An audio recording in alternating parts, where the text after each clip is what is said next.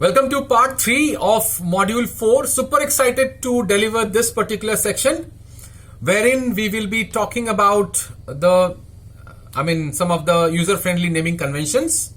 But before that, the entire module will be dedicated to cloud-based ERP data. So suppose if you have some ERP data that we have already seen. So the best part is that we have already seen this data in our previous part, but it was in the form of SQL Server.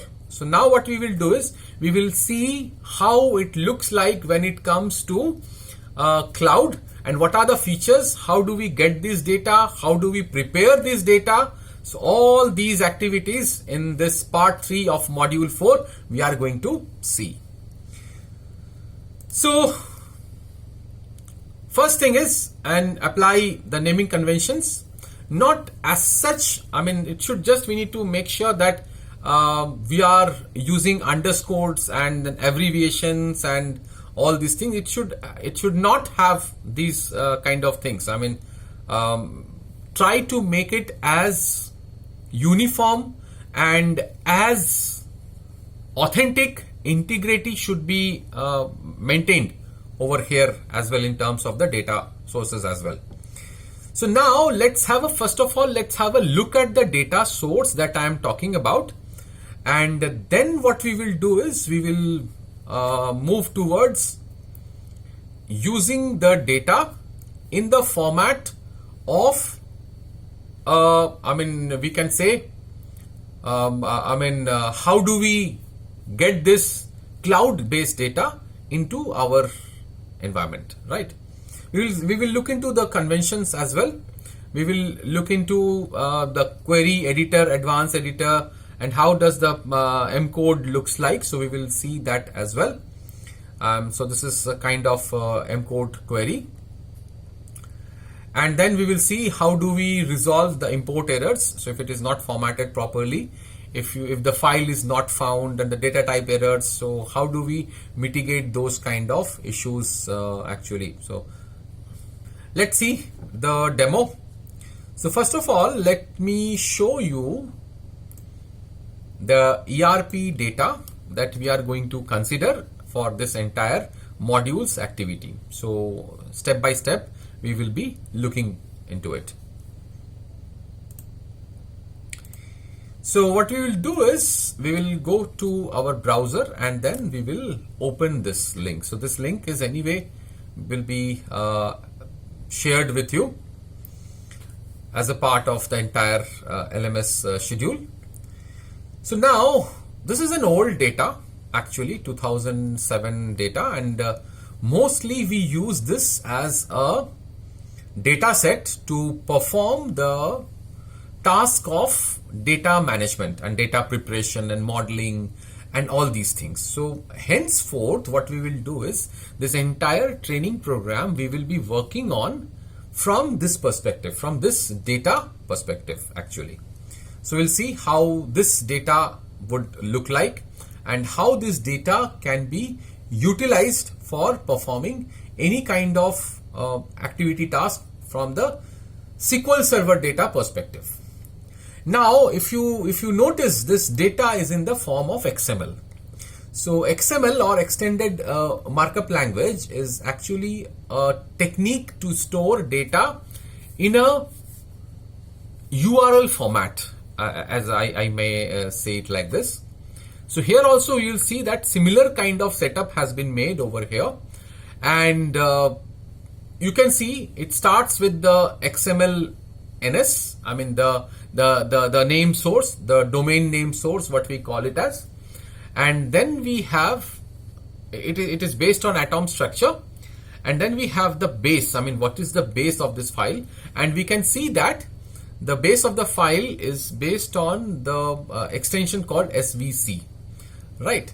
So this is actually a data source in itself, and if you notice the URL properly, it starts with services.odata.org. So OData actually, it's OData stands for open data. So that's a protocol called Open Data Protocol, and we call it as ODP, and this entire data set source follows that particular technology. So OData technology. So here what happens is we have the customer demographics, customers, employees, and if you notice, these are the same tables that you see over here also. You have the categories and employees, order details and products and stuff like this, suppliers, territories. If you go here, you will see suppliers, shippers, regions, products, and all these things right here. So all these details, order details, invoices, territories, all these are available over here. Now, there is no way that we can read the data from here. This is actually the metadata of a database. So we have database and we have the attributes and all these functionalities, and this is called the metadata. Now here, what happens is, to read the underlying data, which is the SQL, so this layer acts as a middleware between the database and Power BI. That's how it works. So what we need to do is, we will go back to our Power BI, and then we will try to access this same SVC from Power BI, and then we will see what is the difference.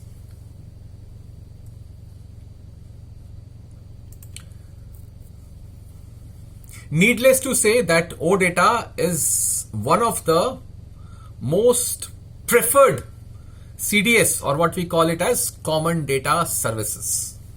So it is a part of the CDS family, and as you can see over here, OData is there, and I go to OData feed. We paste the same URL. The URL is absolutely fine, because if it is not fine, it will give you some indications as well, right?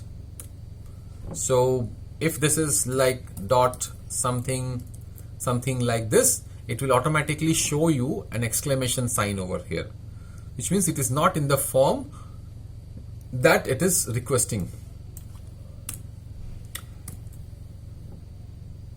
We paste the URL and then we say OK.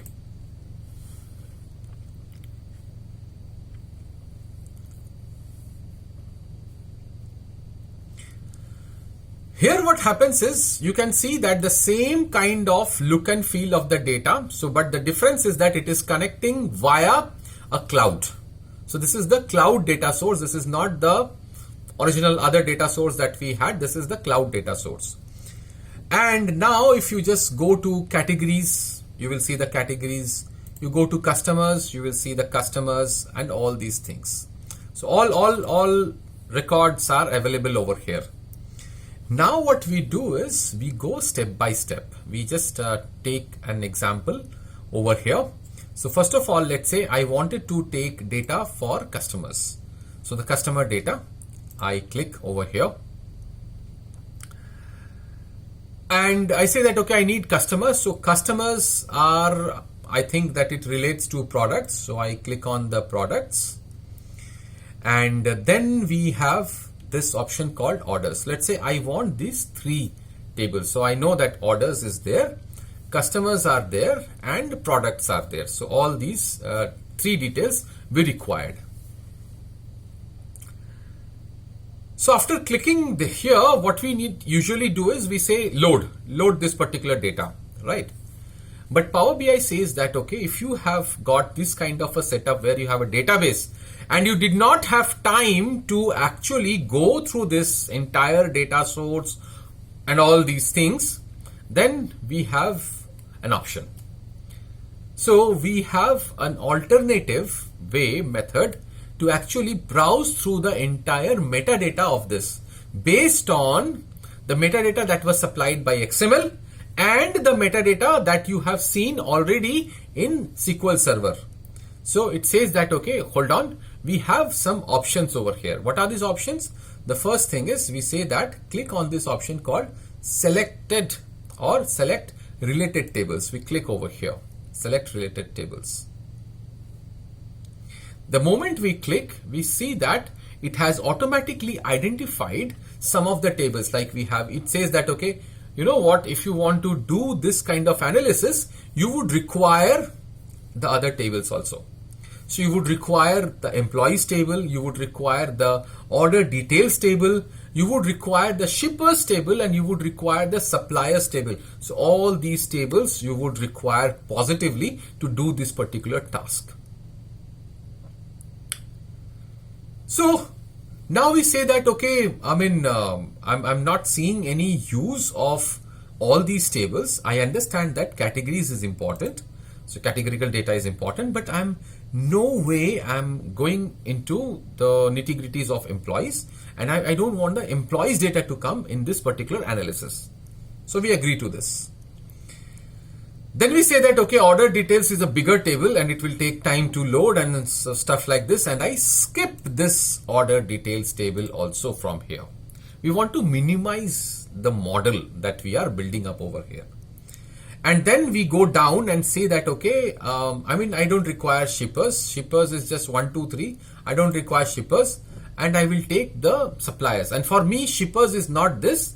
And for me, shippers is 1, 2, 3 is different. So 1 means surface, 2 means water, and 3 means air. Because PD Express, they all send it through surface, and United Package, they send it through water, and Federal Shipping, they always send it through the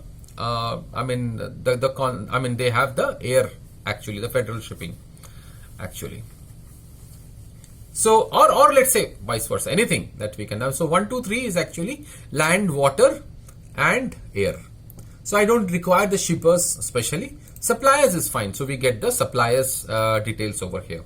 So all these details taken care in one place, and what we do is now we go directly to load and see what happens. So it loads the data directly from that remote cloud server.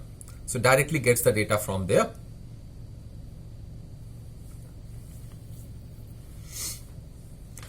And it tries to detect the relationship over here as well. So we go to the third tab, and we are surprised to see that it has automatically identified the relation. So it has identified that there is a relation between suppliers and products are related to categories.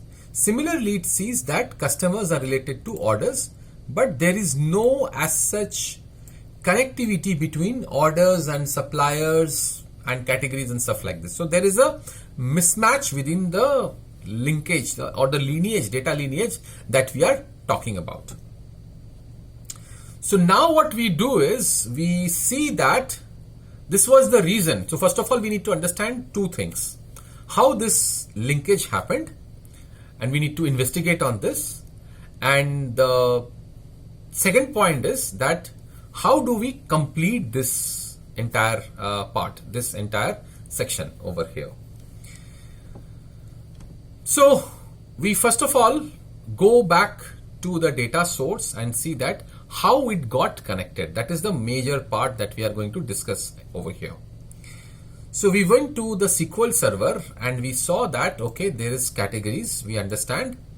And so categories is connected to products. So now what we do is we go to products and try to see the script of this product. And we see that the product is definitely connected over here, down here, with the supplier. So product is connected to supplier, and we see that product is connected to supplier, and absolutely fine.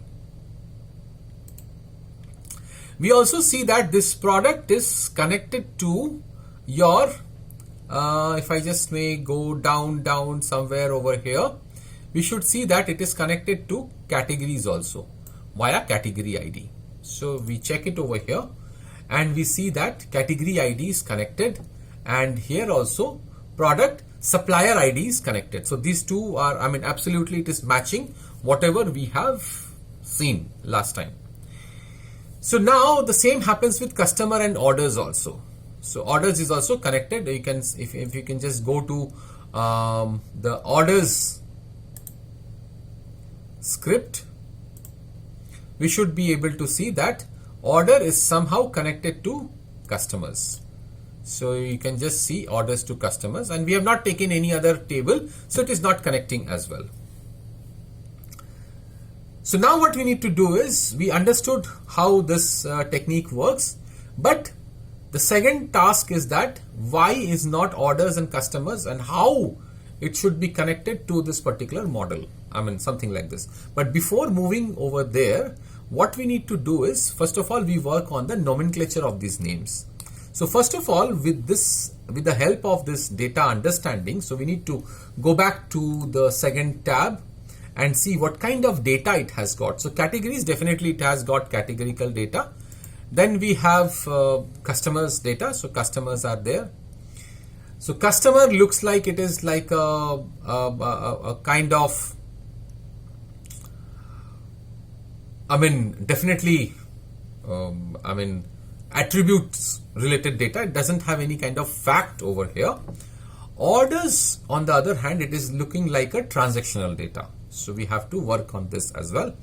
Then we have products. So that is also actually, you might call it as a transactional. I mean, it is actually an attribute data, because it's not transactional. It is not giving you day wise something like this, right? And suppliers, anyway, it is like the place of the suppliers and all, the address and all. Definitely it is a attribute data. I mean, it is not a fact data. It is, these are all the dimension data. So apart from orders, you will see that rest all are having our I mean, dimensional data. So now what we will do is, we will just go to the backstage and see if we can do some kind of cleanup and preparation over there as well or not. So now, first of all, we save this, and we call this as part 3, and we call it as ERP data preparation. We will have to change the name of the second file. That was not actually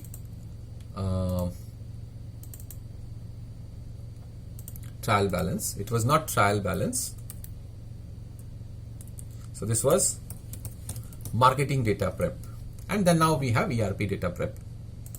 So now what we do is, we go back to the backstage, the transformation place, and we do some kind of cleanup activities over here. Let's see what are the activities we are talking about.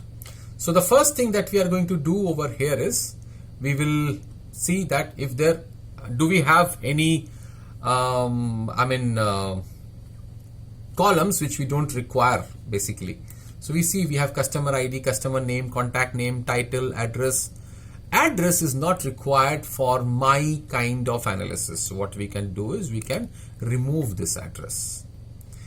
Similarly, if you go towards the right side, you will see that region is not complete, so we can remove that as well.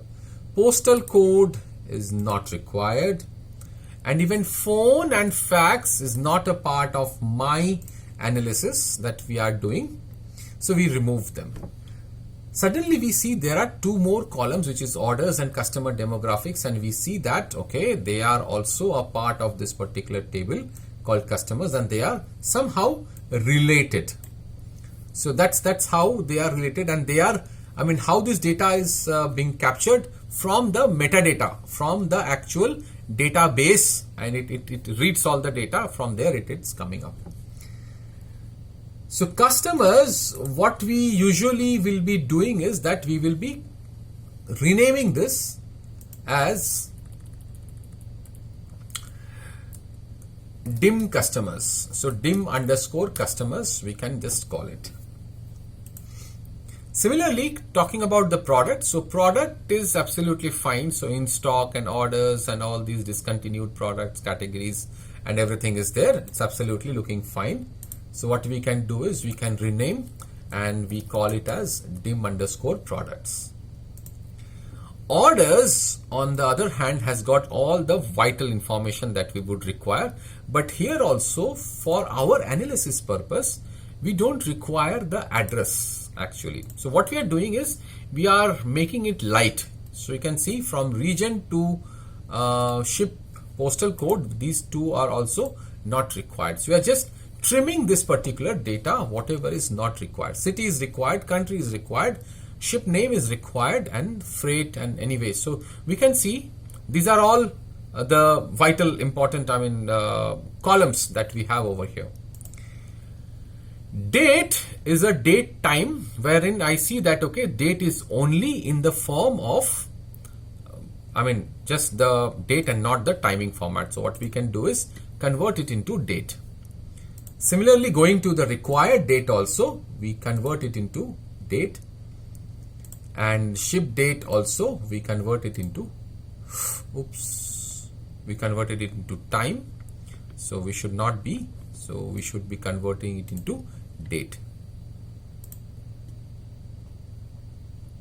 So we are done with all the dates and everything, and this one actually is a fact. So this is a fact. So we are using the nomenclatures actually. Dimension, fact.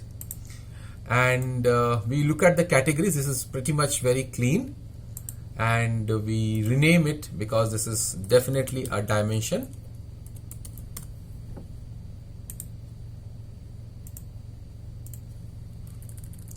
And this one is again suppliers, which is a dimension data. So here also we see address is not required, so we can just remove the address. Region, postal code, these two are not required, remove the column. Fax and home page are also not required, and even phone is not required. These three columns we can just back to back we can remove, and you can see whatever I am removing over here, it is written something like this. This is actually called the M code or the M language code. If you really want to see what are the things that has happened in the background, what we can do is we can go to this option called Advanced Editor, and you will see that this is the M query that has been written by Power BI. So it starts with OData feed, it reads from that data, and the implementation version is 2.0. So this is based on the data that has come. And it reads the supplier table, and it reads the signature of the table also, and it removes some of the columns, and then finally we are done with the table. This is the M code that we are referring to. So these 5 tables are certain changes that we are going to make over here is, so suppose we have the supplier name. So instead of company name, we should be giving it as supplier, so that we can understand this properly. Supplier name is there. And then what we can do is we can make it as supplier contact. Instead of giving just contact name, we call it as supplier contact, because there might be some similar kind of column in some other tables, right? We have contact title, so that's absolutely fine. We can call it as supplier title. What is the title of the person from the supplier end whom we are connecting to? City, country, so all these things are there.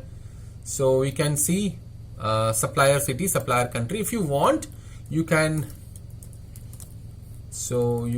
directly write it like this. So this makes it more authentic actually. And finally we have the supplier country. So all these things are there. So similarly goes to categorical name, and we can go to products also, and we can see all these things are required. Customers also, we can see it says company name. Instead of that, we can call it as customer name. So very simple changes that we are making. And customer name, and so suppose this is customer contact.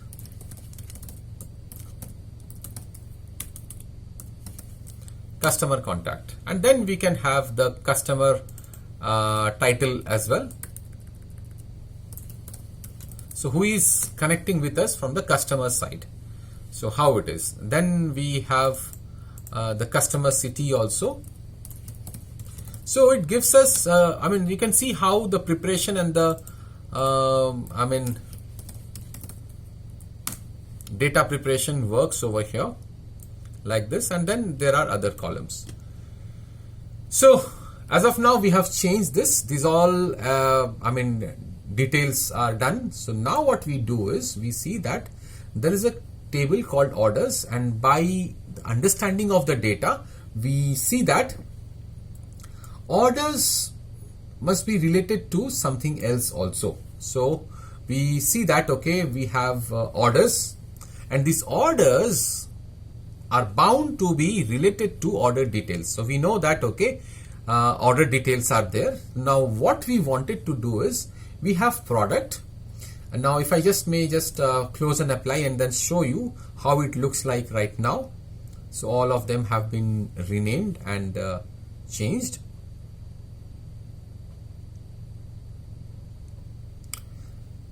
So from the source system, if anything changes, then these all things will create an issue ideally, right? So here everything is fine. Now we see that customers and orders. So customers is not going to connect with suppliers and products and categories. So the only thing that we see is that the fact, which is the orders, can actually connect to one of them, and which could be the products. So product and order have a relation. So what we do is we go back to transform data, and then we go to orders, and we see literally that orders has got the order details, and order details has got the product ID, which we were looking forward to. We just get the product ID. We don't require the entire table to come over here. That's the benefit of using this scenarios. And now what we do is we say close and apply. Just one change we did. We say close and apply, and this fact order should be connecting to the products, and we see that the entire scenario is closed over here. So it's a close data set. I mean, everything is fine, working absolutely. So now if you just go to this section, we can check the same option. So we have the category name. So these are the product categories that we have from our SQL. We have seen that. And then we have the product name also. So we have the product name. So we bring in the product name, right? And we see the same challenge over here. So when I click on beverages, it shows me all the beverages. If you click on dairy products, it shows the dairy product. Seafood, it shows the seafood. Everything is fine, absolutely. Done and dusted. Whereas the reverse is not true. So if I just go to chai, I'm not able to see which category it belongs to. So what happens is that whenever you have this kind of a system wherein you have a categorical data and a subcategorical data, so always remember to get this done. Again, from the same perspective, we go to the relation and we see category and products. So we double click on this. Both are dimensions. The only thing that we need to do is we just go to single and convert it into both and say OK. So now if I just go here, so anyway, when I click on dairy products are coming. But when I click on a particular product name, it will tell me whether it's a beverage or it's a confection or it's a seafood or something like this. So this is the architecture, what we use in terms of working with the data elements of ERP cloud-based data or an ERP kind of a data that we talk about, right? So We move forward. We saw that, okay, how do we connect to these data sources and how do we actually, name them. This is the naming convention that we were referring to, and we can see that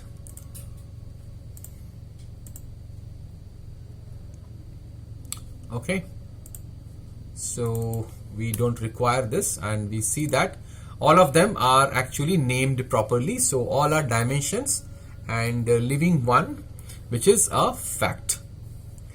Now, one small change that we wanted to make over here is based on the orders. Where is the order coming from? So something called ship via. Remember, we did not bring the ship. So the same arrangement, what we can do is, so now this is a very small mapping. So we need not take the help of that Excel to do the mapping. What we can do is, we can just come over here and we say, create a new table.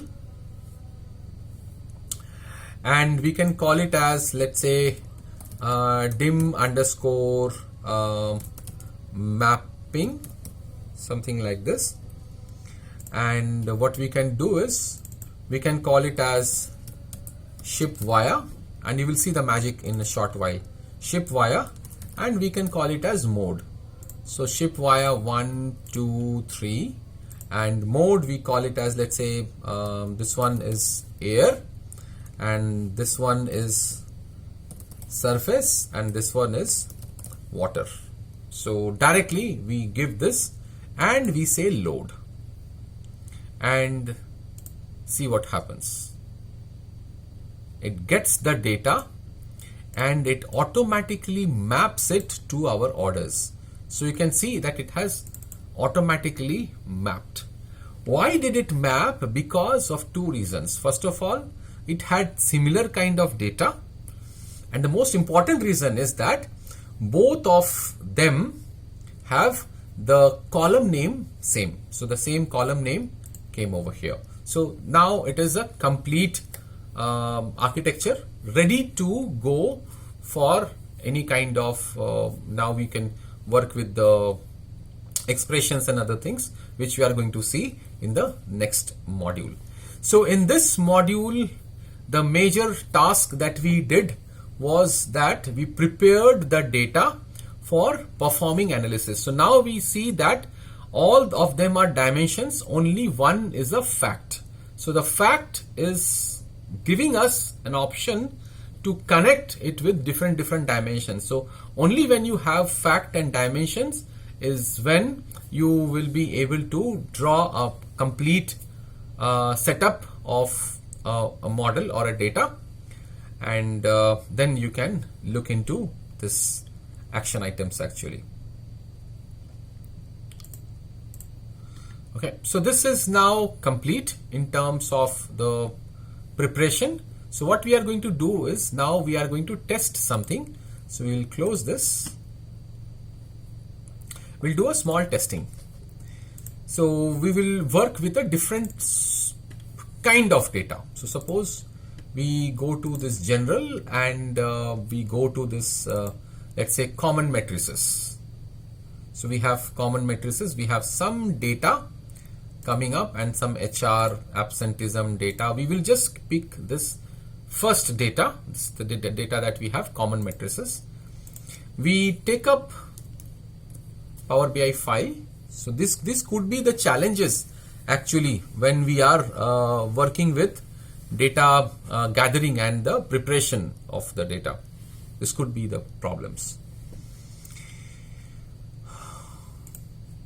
So what we do is, we pick up this common matrices from here, and we go to, let's say, worked files, and we keep it over here. So common matrix, we go to this place, we go to Excel, and we wanted to connect it to common matrices, and we said open.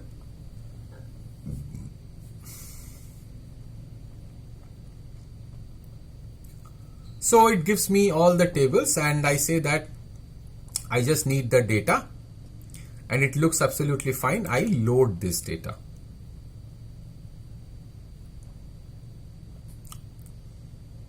So loading of the data from the Excel, I mean it's just few KBs and it gets loaded over here.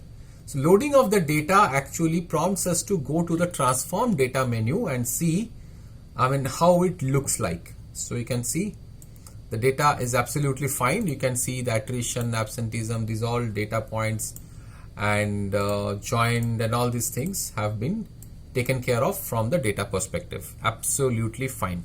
These are the, I mean, sections. These are the actually the steps you can say that was taken. So this is how all these things were noted over here. We close and apply. So now what happens is, so there can be two things. First of all, maybe the name of the file has been changed now. So instead of matrices, we call it now as metrics. Simple. And now we go to Power BI and we have already saved and we see that I mean the data is there. Part 3, we can call it as missing data prep, something like this. We got the data. And now what we do is we tend to refresh this data. The moment we try to refresh this data, what happens is it comes up with an error. So right now when I'm talking, because now I have changed it in front of you, you know that there is a problem. But in most of the cases, you will not be aware that this is the challenge, this is the problem. So the error message is directly saying that the file could not be found. So now what you need to do is definitely we will be taking help of the data sources part. So the data sources over here. And we see that it is searching for a file called matrices. So what we need to do, we click on this matrices.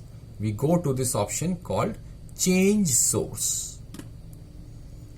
And then what we do is we go to this browse option and we click on this and we say open and say OK. And now it is common metrics and say close. And now it is asking apply changes. I say apply changes. And now it is able to connect to that particular data. So now it is able to show this data also.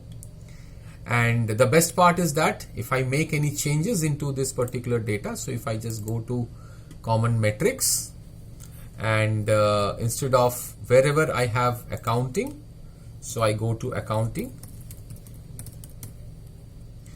and I change it to counting, something like this. I just randomly do some changes. 12 replacements were done. Accounting changed to counting. Closed it, went to Power BI and I simply went to home and say refresh, and you can see that the accounting changed to counting. So now what happens is, let's say you came across this problem over here and you realize that this is not supposed to be counting, this has to be accounting. So we have two choices. And the first choice is just to go to transform data. This we have already discussed. And here we see that, I mean, it is not refreshed right now. So you can see that it is counting. So one thing is you can just go to this option called counting. And then what you can do is you can make it as accounting. This is one way of doing it. So all counting becomes now accounting. Now what happens when you just close and apply, it works. So accounting now becomes accounting. Now what you do is you go back to the metrics and you simply go back and say all counting should now be called as accounting. You replace this and close it, save it, close it, and then now you go to Power BI and you refresh the file. So you will see that there are no changes. So what has happened over here?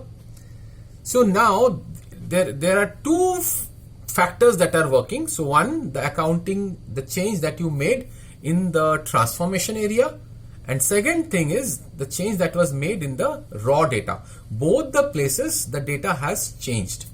So now next time if it comes as counting, it will automatically become accounting. If it is coming as accounting, anyway it is marked as accounting over here. This is one example of how data can be prepared. I mean, when you know that, okay, these might be the issues that might be coming on from the data sources, then these are the ways you actually mitigate the challenges or the issues over here.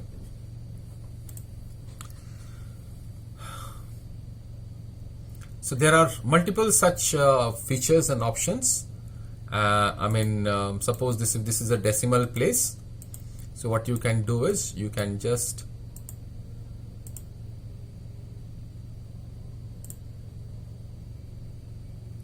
like this, you can just make it as 0.2, which is the regular option. So all these things you can do from here, or you can go and then use the round functions and all these things also, which we are going to see in our subsequent modules. So let's have a quick recap of whatever we have done in this particular module. So let's go back to the